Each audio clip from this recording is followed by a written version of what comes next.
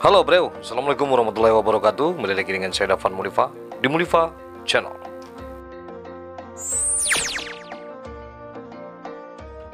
Kali ini saya akan membicarakan soal Sumatera Barat lagi, Minangkabau. Kita akan membahas tentang Payakumbuh, bagaimana sejarah dan asal usulnya, dan bagaimana perkembangan kota Payakumbuh ini. Berbagai penghargaan telah diraih oleh pemerintah kota Payakumbuh sejak beberapa tahun terakhir, dengan pertumbuhan ekonomi 6,38% dan meningkat menjadi 6,79% pada tahun 2011. Di Payakumbuh merupakan salah satu daerah dengan pertumbuhan ekonomi tertinggi di Sumatera Barat. Inovasi dalam bidang sanitasi, pengelolaan sampah, pasar tradisional sehat, pembinaan pedagang kaki lima, dan drainase perkotaan mengantarkan kota ini meraih penghargaan inovasi manajemen perkotaan atau IMP pada tahun 2012 silam. Indonesia Green Regional Award atau IGRA, Kota Sehat Wistara, dan sederet penghargaan lainnya. Kota Payakumbuh terletak di daerah dataran tinggi yang merupakan bagian dari Bukit Barisan, berada pada hamparan kaki Gunung Sago. Bentang alam kota ini memiliki ketinggian yang bervariasi. Topografi daerah kota ini terdiri dari perbukitan dengan rata-rata ketinggian 514 meter di atas permukaan laut. Wilayahnya dilalui oleh 3 sungai, yaitu Batang Agam, Batang Lampasi, dan Batang Sinama. Suhu udaranya rata-rata berkisar antara 26 derajat Celcius dengan kelembaban udara antara 45 sampai 50%. Payakumbuh berjarak sekitar 30 km dari kota Bukit Tinggi atau 120 km dari kota Padang dan 188 km dari kota Pekanbaru. Wilayah administratif kota ini dikelilingi oleh Kabupaten 50 kota dengan luas wilayah 80,43 km persegi atau setara dengan 0,19% dari luas wilayah Sumatera Barat. Payakumbuh merupakan kota terluas ketiga di Sumatera Barat. Kota ini pernah menjadi kota terluas pertama pada tahun 1970 sebelum perluasan wilayah administratif kota Padang dan kota Sawah Lunto dimulai. Kota Sawah Lunto yang pada tahun 1970 merupakan kota yang paling kecil dengan luas 6,3 km persegi saja diperluas menjadi 273,45 km persegi atau meningkat sebesar 43,4 kali dari sebelumnya. Sementara kota Padang diperluas menjadi 694,96 km persegi dan sekaligus menjadi kota yang terluas di Sumatera Barat. Perluasan ini menyebabkan Sawah Lunto menjadi kota terluas kedua dan Payakumbuh turun menjadi terluas ketiga di Sumatera Barat. Kota Payakumbuh terutama pusat kotanya dibangun oleh pemerintah kolonial Belanda. Nah, sejak keterlibatan Belanda dalam Perang Padri, kawasan ini berkembang menjadi depot atau kawasan gudang penyimpanan dari hasil tanam kopi dan terus berkembang menjadi salah satu daerah administratif. Menurut Tambo setempat, dari salah satu kawasan di dalam kota ini terdapat suatu nagari tertua, yaitu Nagari Ayatabi. Dan pada tahun 1840, Belanda membangun jembatan batu untuk menghubungkan kawasan tersebut dengan pusat kota sekarang ini.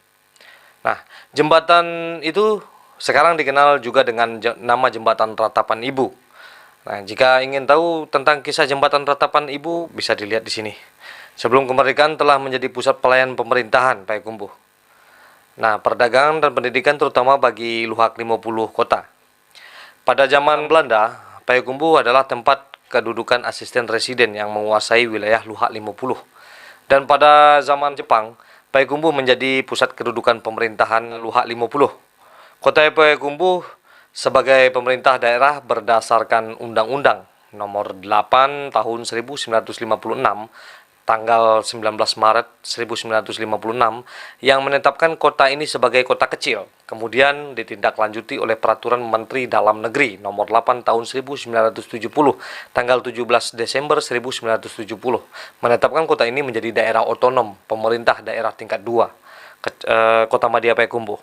Disusul dengan radiogram Mendagri nomor SDP 9/6/181 menegaskan hari peresmian Kota Payakumbuh dilaksanakan pada 17 Desember 1970 dan saban tahun diperingati sebagai hari jadi Kota Payakumbuh. Selanjutnya, wilayah administrasi pemerintahan terdiri dari atas 3 wilayah kecamatan dengan 73 kelurahan yang berasal dari 7 jorong dan terdapat di 7 kenagarian yang ada waktu itu, dengan pembagian kecamatan Payakumbuh Barat dengan 31 kelurahan, kecamatan Payakumbuh Timur dengan 14 kelurahan, dan Kecamatan Payakumbuh Utara dengan 28 kelurahan. Sebelum tahun 1970, Payakumbuh adalah bagian dari Kabupaten 50 kota. Nah, ini sejarahnya. Dan sekaligus ibu kota kabupaten tersebut. Nah, pada tahun 2008, sesuai dengan perkembangannya, maka dilakukan pemekaran wilayah kecamatan. Sehingga Kota Payakumbuh memiliki 5 wilayah kecamatan dengan 8 kanagarian dan 76 wilayah kelurahan.